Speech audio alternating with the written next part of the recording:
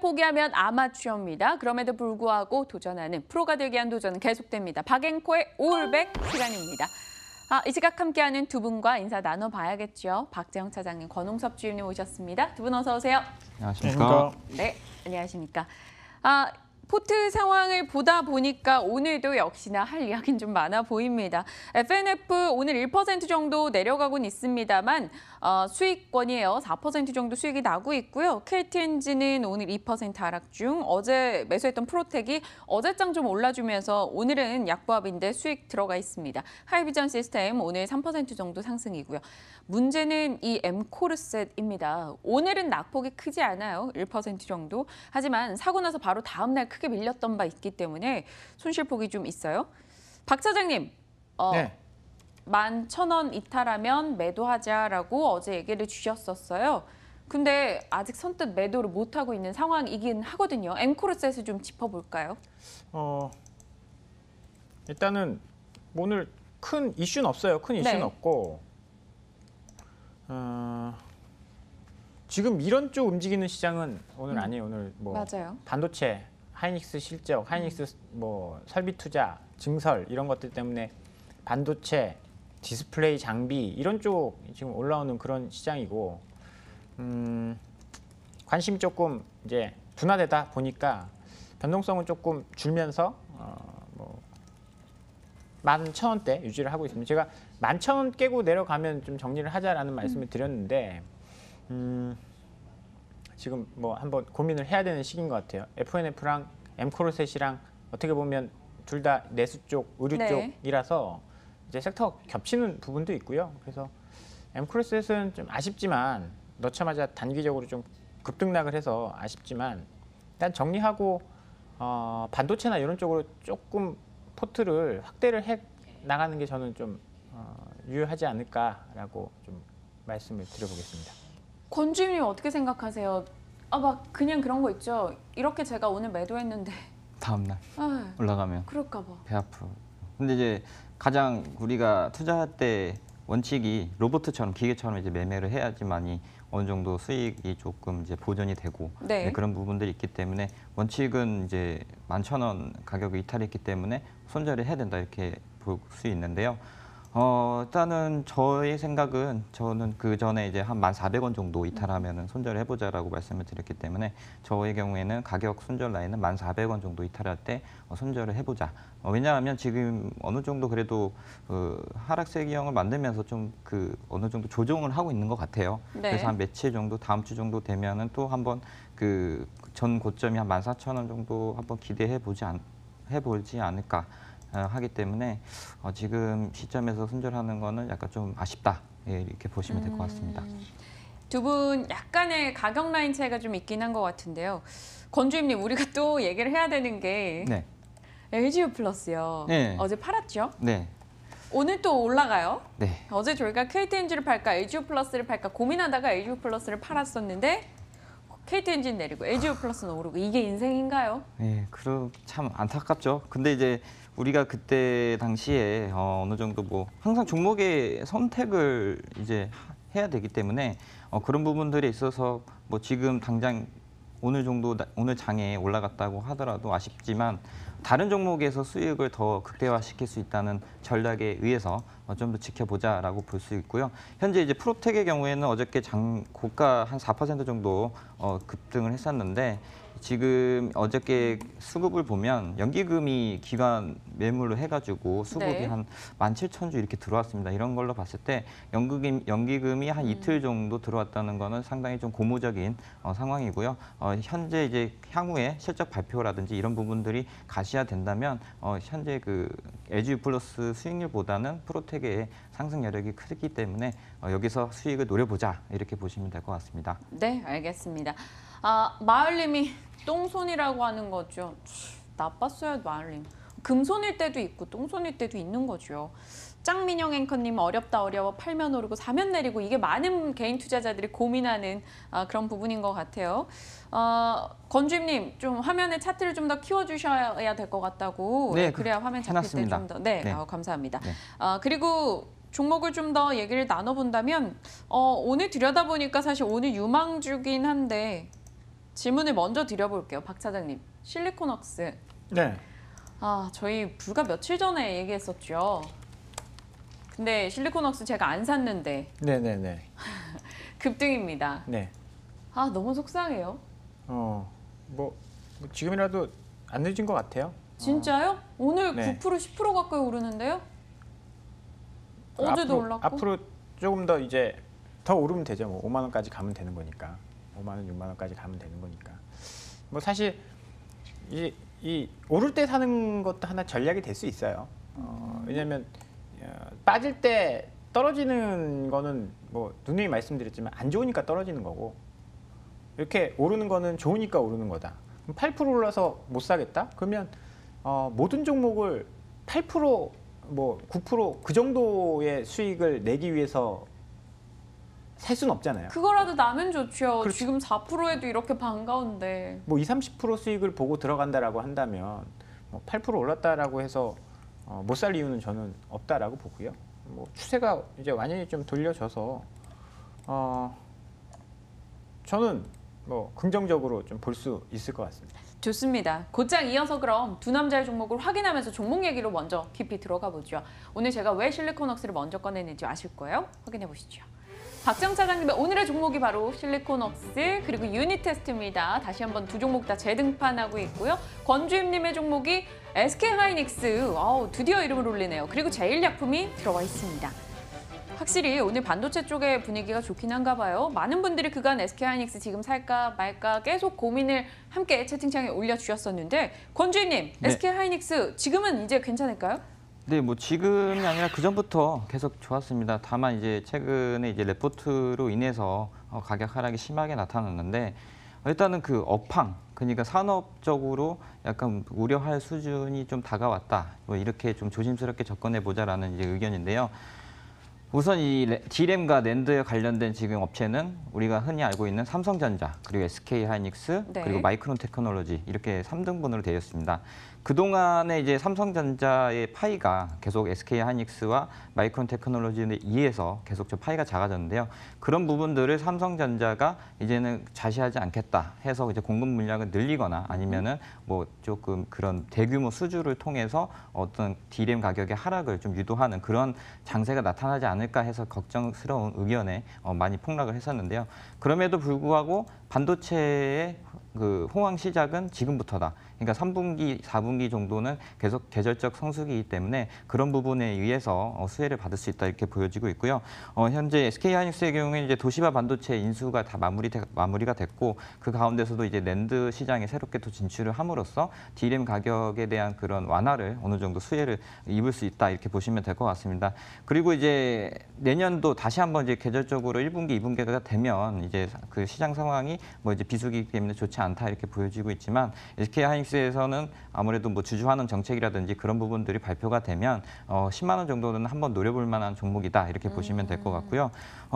일단 뭐 그 D램 가격의 장세는 뭐 이제 반도체의 경우에 삼성전자가 지금 평택 공장 2층을 이제 D램에 대한 생산 능력을 더 늘리고 네. 그리고 나서 그 늘리는 정도가 D램 가격에 현저하게 뭐 갑자기 급락을 한다거나 과거에 이제 리만 때 터지는 이유가 뭐냐면 공급이 너무 과잉됐고 그리고 이제 생산 캐파가 굉장히 늘었기 때문에 그로 인해서 치킨 게임으로 시작이 돼서 하이닉스나 뭐 삼성전자가 굉장히 좀 어려운 고난의 과정을 겪었고요.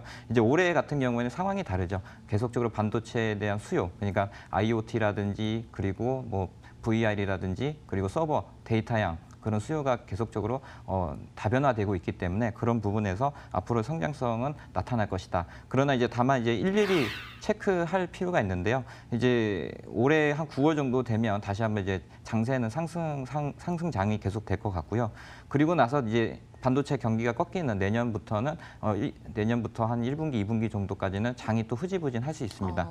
예, 그런 부분들을 감안해서 현재는 3, 4분기를 노리고 SK하이닉스를 접근하는 것이 바람직하다 이렇게 보시면 될 것 같습니다.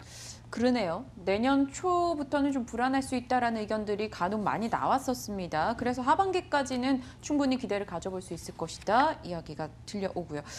권주임님의 의견도 좀 동일했습니다. 박 차장님의 생각은 어떠신지요? SK하이닉스. 하이닉스 좋죠. 뭐 실적도 잘 나왔고 증설 발표도 했고 디램 가격이 생각보다 괜찮아요. 디램 가격이 생각보다 괜찮습니다. 이유는 이제 해외 업체들이 데이터 센터, AI 한다라고 하면서 데이터 센터를 뭐 많이 구축을 네. 하고 있어서 그런 건데요. 하이닉스의 주가는 아마존이라든지 마이크로소프트, 구글 이런 쪽이 설비 투자 이번에 실적 발표들 하고 있잖아요. 실적 발표하면서 설비 투자 계획을 아마 공시를 할 겁니다. 네. 이런 이 AI 업체들이 설비 투자를 줄인다라고 하면 디램 가격 떨어질 거고요. 그렇지 않다라고 한다면 디램 가격 여전히 강세를 보일 가능성이 있으니까요. 그런 부분들 아마 이번 주 다음 주가 굉장히 중요할 거예요. 뭐 어저께 아마존 실적 발표를 했고 구글도 이번 주 내에 아마 다음 주 안쪽에 뭐 실적을 발표할 건데 그렇게 되면 거기서 설비 투자 계획이 아마 SK 하이닉스의 주가에 많은 영향을 좀 미칠 수 있어 보이고요. 뭐 사실 SK 하이닉스가 반도체 업황에 대해서는 뭐 삼성전자 제외하고 누구보다 잘 알겠죠. 그런데 이렇게 잘 아는 업체가 증설을 한다라는 것은 그만큼 업황이 좋다. 뭐 일각에서 우려하는 뭐 디램 가격 하락, 업황이 뭐 꺾인다 이런 것들 그렇게 생각보다 크게 걱정할 필요는 없을 수도 있다라고 봐도 좋을 것 같습니다. 신규 투자 3조 5천억, 여기에 뭐 1조 8천억 원 자사주 취득까지 모멘텀이 나오면서 오늘 좋은 움직임을 기록하고 있어요. 그렇다면 지금 시점에 만에 하나 포트 내에서 한 3종목 정도를 정리해서 이 한 종목으로 모은다면 어떻게 생각하세요, 권주임님? 어렵네요. 세 어려워요? 종목이나 정리를 하게 되나요? 그러니까 그만큼 비중을 많이 실는다면요, 한 절반 정도. 그렇다면 이제 가장 이제 반도체가 저희가 갖고 있는 게 프로텍하고 하이비전 시스템 요 두 가지 종목이 있으니까 요 2개 정도 정리하고 하이닉스로 들어가는 방법도 괜찮을 것 같고요.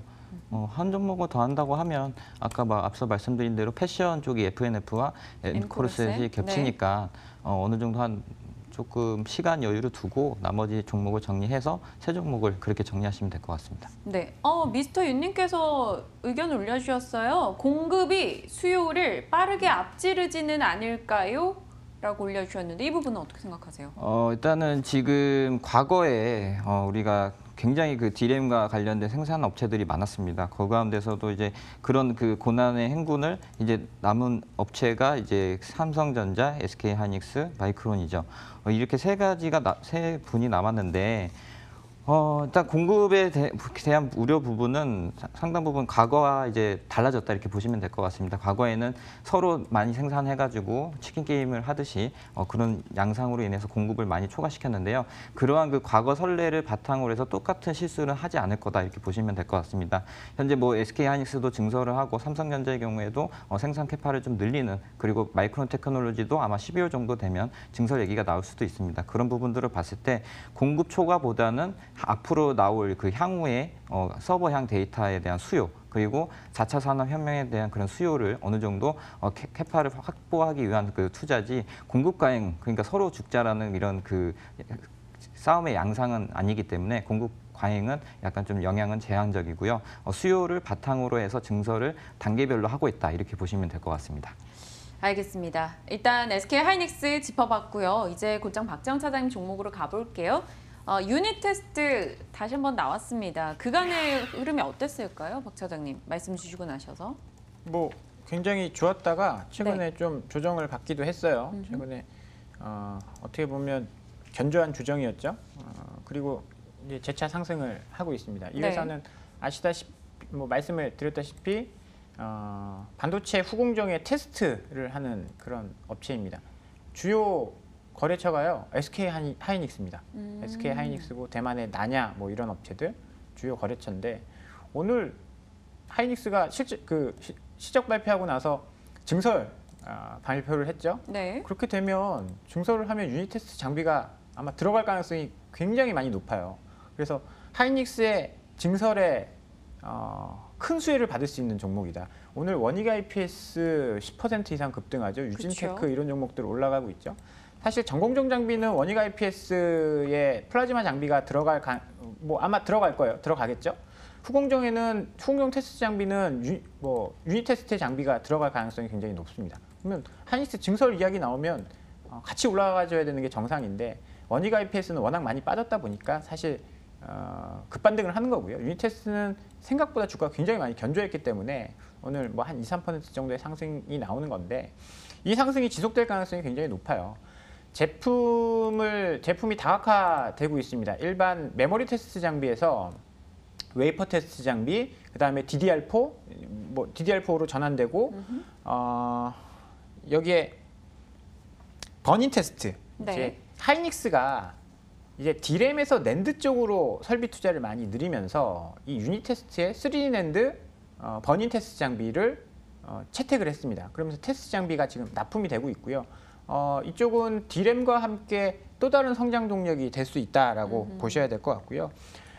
고객 다변화가 굉장히 잘 돼 있는 회사예요. 유닛 테스트는 하이닉스뿐만이 아니라 중국 업체들과의 거래 레퍼런스도 있는데요.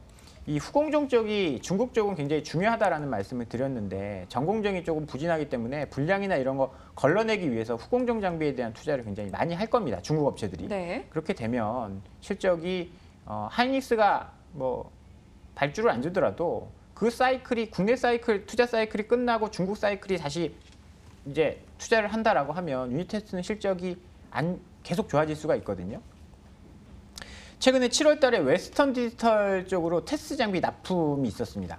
그 이유는 본 장비 납품이 될 수 있다는 거거든요. 중국, 웨스턴 디지털, 하이닉스 모두 다 지금 설비 투자를 하고 있는 그런 상황이기 때문에 유닛 테스트 실적 계속 좋아질 수 있고요.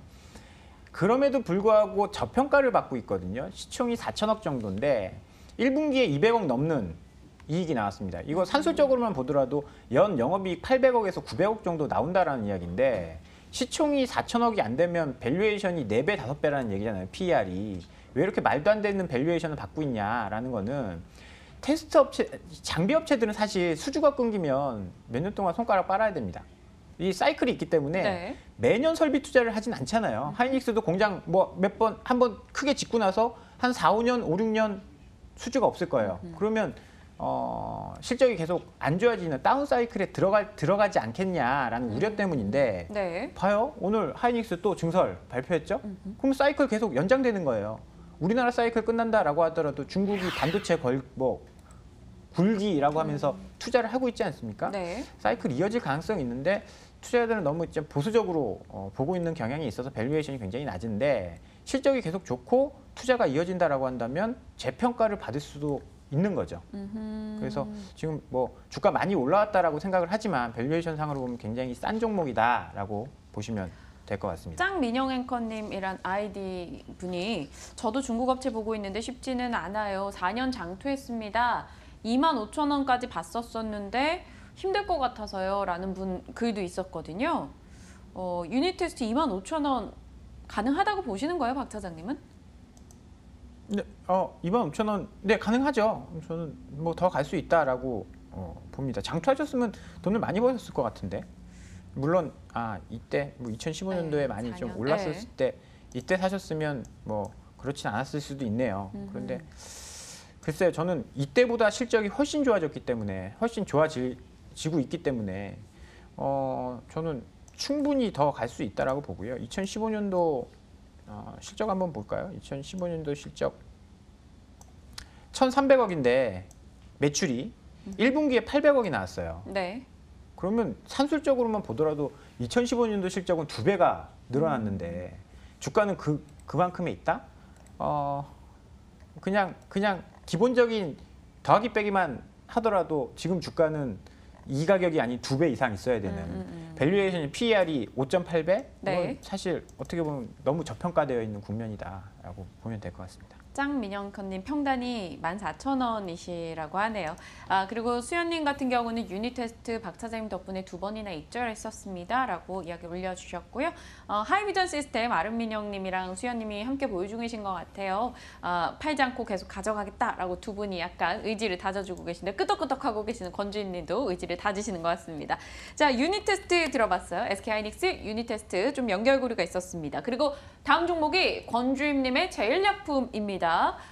의약 쪽 오랜만인 것 같아요. 네, 요즘에 이제 장세가 어느 정도 좀 완화가 되고 그래서 이제 향후에 좀 우리 관심 있게 봐야 되는 종목이지 않을까 해서 한번 가져왔는데요. 이 회사는 이제 그 제네릭 그리고 계량 신약 이런 것들을 제조하고 판매하는 제약 기업입니다. 그러니까 바이오테크는 아직까지는 알려지지 않았고 최근에 이제 들어서 이제 임상과 관련된 약을 개발하고 있다 이렇게 해서 이제 뉴스가 나오고 있습니다. 기존에 뭐 우리가 흔히 알고 있는 뭐 제일파스라든지 그리고 고지혈증 치료제나 고지혈증 치료제와 그리고 뭐 고혈압 약 뭐 이런 것들을 제네릭으로 생산을 해서 이제 대학병원에 이제 납품을 하는데요.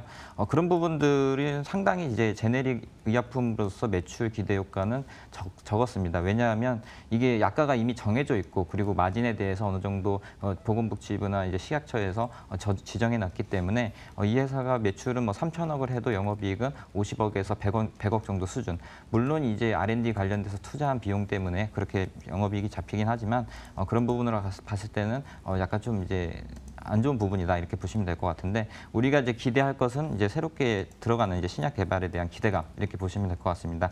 최근에 이 회사가 뇌졸중 치료제와 관련돼 가지고 현재 그 식약처의 임상 2A를 지금 진행을 하고 있고요. 이제 거기에 대한 이제 DB를 확보를 해서 이제 안정성 여부를 확인을 하게 되면 이제 그 임상 2B를 이제 진행할 예정인데 그렇게 돼버린다면 이제 라이센스 아웃에 대한 기대감이 있다 이렇게 보시면 될 것 같습니다. 물론 이제 1상이나 2상에서 라이센스 아웃을 할 수는 있는데 그렇게 돼버린다면 거기에 대한 그 계약 금액이 현저하게 낮게 책정이 되기 때문에 어느 정도 안정성을 확보를 했다고 하면 뭐 가격이 과연 2배 정도 뜨기 때문에 그런 부분에서 이 회사가 애로 라이센스 아웃의 가능성이 있다 이렇게 보시면 될 것 같고요. 그 뇌졸중과 관련돼서는 이제 일본 회사인 미쓰비시 다나베 쪽에서 어느 정도 힌트를 얻어서 갖고 왔는데 이 회사가 어느 정도 자부심이 있냐면 일본에 가가지고 쥐 실험 동물 임상을 하지 않고 네. 원숭이를 가지고 했습니다. 그러니까 쥐는 이제 내가 사람보다 현저하게 작다 보니까 거기에 대해서 어느 정도 뭐 효과를 할 부분을 어떻게 보면 원숭이 상대적으로는 원숭이보다는 낮게 나오는데 네. 원숭이 임상한 결과가 생각보다 굉장히 독보적으로 나왔기 때문에 그런 부분에서 조금 기대감이 있다 이렇게 보시면 될 것 같고요. 그 외에도 이제 당뇨병 치료제 지금 개발을 하고 있는데 이 부분에서도 현재 그 당뇨 1형의 경우에는 인슐린을 주사로 투여를 해가지고 인슐린 분비를 어느 정도 촉진시키는 그런 부분들이 지금 약이 쓰이고 있는데 이 회사의 경우에는 이제 경구용입니다. 보통 이제 피하 주사로 맞으면 굉장히 이제 환자 입장에서도 부담이 되고 있지만 경구용으로 바뀔 경우에는 환자에 대한 부담감이 적기 때문에 그로 인해서 상당한 기대감이 있다 이렇게 보시면 될 것 같은데요. 그러나 이제 당뇨병 치료제는 아직까지는 이제 임상 단계이기 때문에 여기는 그 기대감이 작지만 뇌졸중을 투자 포인트로 해서 한번 지켜보시는 게 괜찮다 보여집니다. 기술적 분석상으로도 현재 이제 외바닥이 아닌 쌍바닥을 좀 만들어가면서 이제 차츰 다시 한번 추세가 나올 것 같은데요. 그렇지만 이제 아직 바이오 종목이 제약바이오 종목에 대한 어느 정도 그 수급에 대한 완화가 필요하기 때문에 조심스럽게 비중을 한 번에 타기보다는 뭐 5% 내지 10% 정도 적게 이제 한번 접근을 해서 조금 지켜보자 이렇게 보시면 될 것 같습니다. 네, 제일약품 이야기 들어봤습니다. 좀 흥미로웠던 스토리였던 것 같아요. 근데 채팅창에 저희가 제일약품 꺼내드니까 동성제약에 대한 의견이 나왔는데요. 동성제약 어떻게 보시는지 좀 봐주세요라고 질문이 들어왔어요. 동성제약은 바카스 맞나요? 아니, 바카스는 동아. 동아제약. 동아제약이고요. 네, 그럼 동성제약 어떻게 보시는지요? 이 회사도 역시 아마 이제 그런 신약 개발에 대한 기대감, 그러니까 정확하게 이제 제가 이 회사를 커버하지 않지만 신약 개발에 대한 기대감으로서 이제 올라갈 수 있는 부분이 있습니다. 그러나 어느 정도 이제 본업에서 이제 어느 정도 본업에서 어느 정도 재무적으로 안정성을 갖고 있어야 되는데 네. 이 회사의 그 재무를 보면은 부채 비율이 95%. 그리고 유보율이 한 171%밖에 되지 않기 때문에 재무적으로 상당히 좀 어려운 부분이 있다 이렇게 보시면 될 것 같습니다. 근데 상대적으로 제일약품의 경우에는 어느 정도 유보율을 확보를 해놨고요. 아하. 매출액도 3천억 수준으로 견조한 흐름이다. 그리고 유보율도 3,000% 정도 나오기 때문에 그런 부분으로 봤을 때 상대적으로 투자 위험도는 동성제약보다는 제일약품이 좀 우위에 있는데요.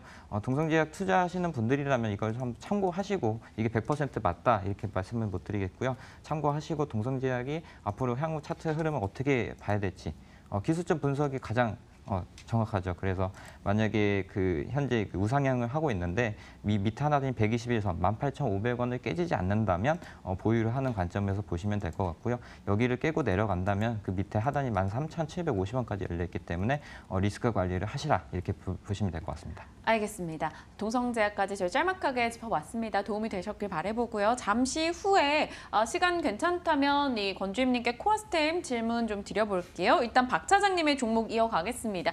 실리콘웍스 한번 놓쳤어요. 말씀 주신 날 이후로 계속된 상승이었고 오늘은 또 급등이 나온 실리콘웍스입니다. 오늘이라도 사자 얘기 주셨죠? 네, 포인트 한번 다시 짚고 가죠. 일단 이 회사 지금 반도체 쪽만 올라오는 게 아니라요. 디스플레이 쪽도 함께 올라오고 있습니다. 디스플레이 장비주들도 좋은 흐름인데요.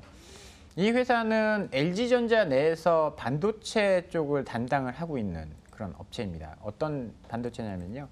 디스플레이에 들어가는 DDI와 타이밍 컨트롤러라는 이 반도체를 설계를 하는 업체예요. 팹리스 업체라고 해서 공장은 없고 설계만 해서 파운드리 업체에 갖다 주면 이렇게 만들어주는 뭐 그런 방식으로 제품을 생산을 하는데 얘들이 주력으로 하는 이 T콘과 DDI가요.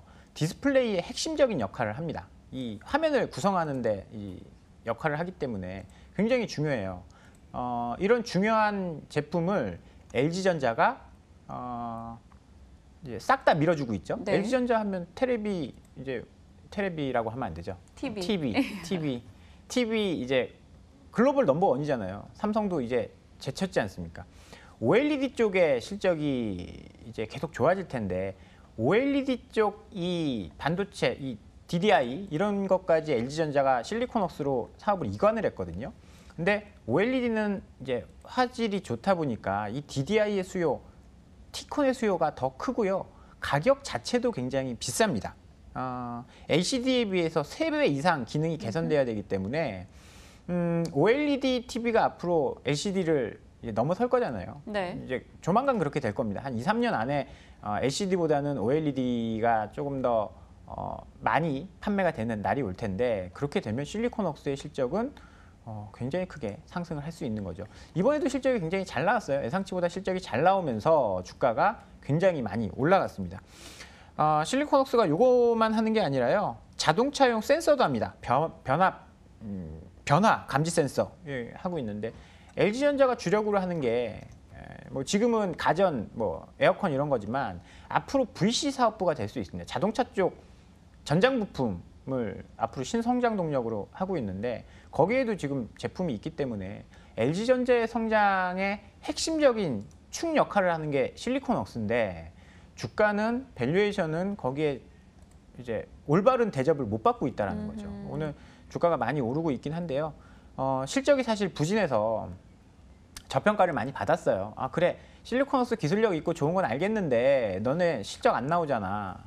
뭐 사실 그렇죠. 원래 했었던 일이 태블릿 쪽이었습니다. 애플의 태블릿, T콘 이런 거 납품을 하면서 인기가 있었던 회사인데 요새 태블릿 안 팔리잖아요. 네. 태블릿 안 팔리면서 실적이 좀 망가지면서 주가가 이렇게 떨어졌는데 이번엔 웬걸 실적까지 잘 나왔네. 박스권 돌파를 해버렸습니다. 강하게 돌파하면 이거 본격적인 상승 추세로 갈 수 있다는 거거든요. 그러면 목표가 뭐 5만 원, 6만 원 잡을 수도 있어요. 그러면 목표가 6만 원 잡고 본다라고 한다면 오늘 8% 상승은 이제 상승의 초입 구간이다라고 볼 수도 있는 거거든요. 사실 이제 1차 목표가는 5만 1,000원 정도를 제시를 해드리겠지만 중장기적으로는 LG전자의 이노텍 못지않은 핵심적인 이제 뭐 그 회사가 될 수 있다, 알짜배기 회사가 될 수 있다라는 측면에서는 뭐 오늘 8%가 그렇게 부담스럽진 않다라고 말씀을 드리겠습니다. 7월 24일인가 5일인가 말씀 주셨었고 그때 샀으면 좋았을 걸이란 아쉬움을 안고 있는 종목 실리콘웍스입니다. 코어스템 진단 이어받아 보도록 할게요. 그리고 나서 포트에 대한 이야기 좀 더 이어가겠습니다.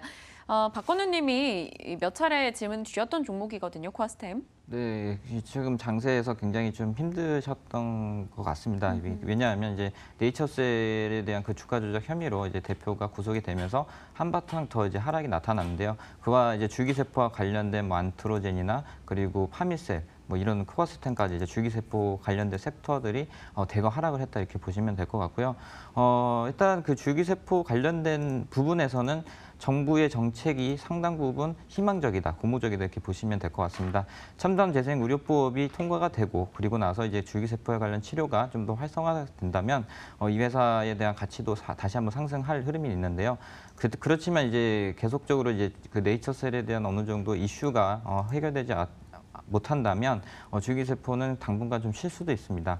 그러나 이제 획기적으로 이 회사 자체만으로 보자면 자회사 캐몬에 대한 임상에 대한 매출에 대한 부분 그리고 이제 이 회사가 올 하반기 정도 3분기나 4분기 정도에는 그 US FDA 패스트 트랙으로 지정 가능 여부가 나타날 것 같습니다.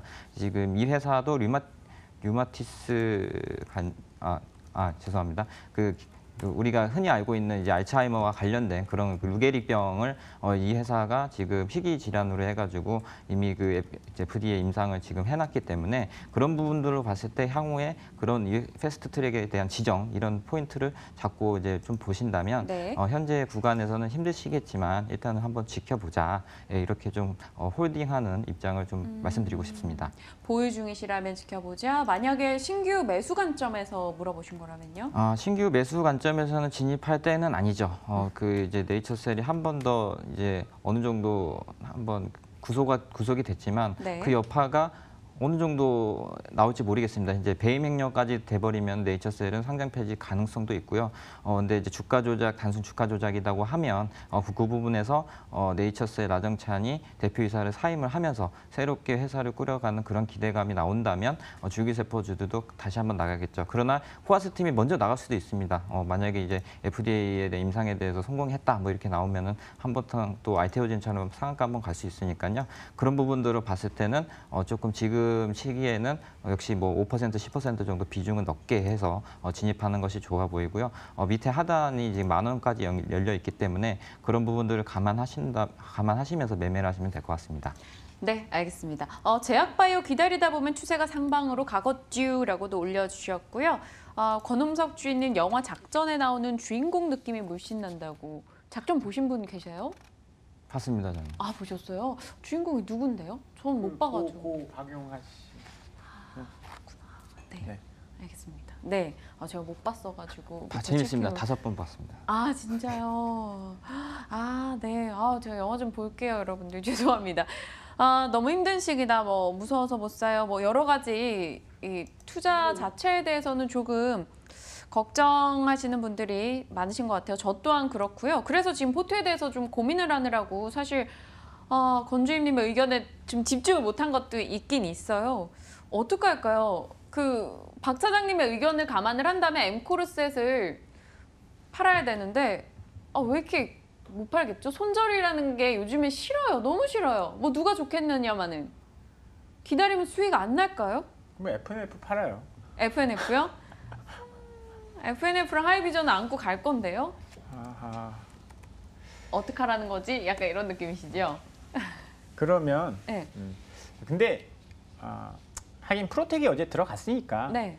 저는 이제 오늘 쉬자고요? 드디어 어제 그제까지는 사실 이것도 죽도 밥도 안 되는 그런 시장이었는데 하이닉스 실적 발표한 다음에 시장이 좀 바뀔 것 같아요. 네. 개인적으로는 코스닥 급반등은 안 나올 겁니다. 제약바이오 못 올라올 가능성이 있기 때문에 급반등은 안 나오는데 네. 그러면 개별 종목 장으로 가야 되는 거거든요. 거기서 좀 이끌어줄 수 있을 만한 게 저는 IT, 반도체, 장비, IT, 소재, 반도체. 부품이라고 보는데 네.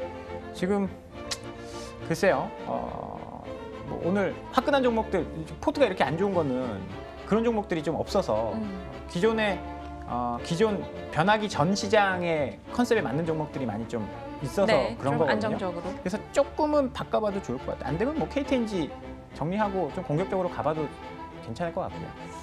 건주임님은요? 만약에 그런 공격적인 포트를 원하신다면 FNF, KTNG, 프로텍 이거 한번 정리해서 어쨌든 수익 좀 원래 수익 나는 건 팔면 안 되는 게 원칙이긴 한데 새롭게 이제 들어갈 종목이 있다면은 요 세 개 해서 정리를 하시는 게 낫겠죠. 왜냐하면 앵코르셋을 만약에 손절하지 못한다면 예, 그 세 종목을 팔아서 새롭게 뭐 포트 구성하는 것도 나쁘지 않다고 보여집니다. 그렇다면 유닛 테스트로 가야 될까, SK 하이닉스로 가야 될까를 고민하는 저에게 두 분의 의견은요? 저는 유닛 테스트가 낫다고 보여집니다. 왜 자꾸 건주임님은 자기 종목 실컷 얘기하고 맨날 박 차장님 종목 약간 부담 전거 아닙니까? 책임 전거 아니십니까? 네, 확신이 들면은 이제 저도 이제 제 종목을 계속적으로 하는데 뭐 들어보고 저보 이게 더 낫겠다 싶어서 마냥 제가 계속 똑같은 종목 밀지 않고 예, 이렇게 들어서 하는 거니까 예, 자신감이 없어서 그런 부분이 아니고요. 예, 그냥 저는 유닛 테스트가 오히려 좀 더 상승 여력이 크다. 왜냐면 하이닉스를 사게 되면 뭐 3, 4% 정도 나올 수익률을 유닛 테스트가 어느 정도 그런 서프라이즈를 달성하고 네. 그리고 그 중국향 수혜를 받는다면은 한 번 더 올라갈 여지가 크기 때문에 상승 여력은 상대적으로 높다. 이렇게 보시면 될 것 같습니다. 아, 고민되네요. 유닛 테스트 저희가 이미 몇 차례 얘기를 나눴던 종목이고 조금 고민스럽습니다. 포트를 시간이 또 이렇게 훌쩍 지났네요. 오래 좀 들고 있었던 편인 것 같아요. 제 포트 치고는. 그래서 아닙니다, 여러분. 오늘은 좀 참아볼게요.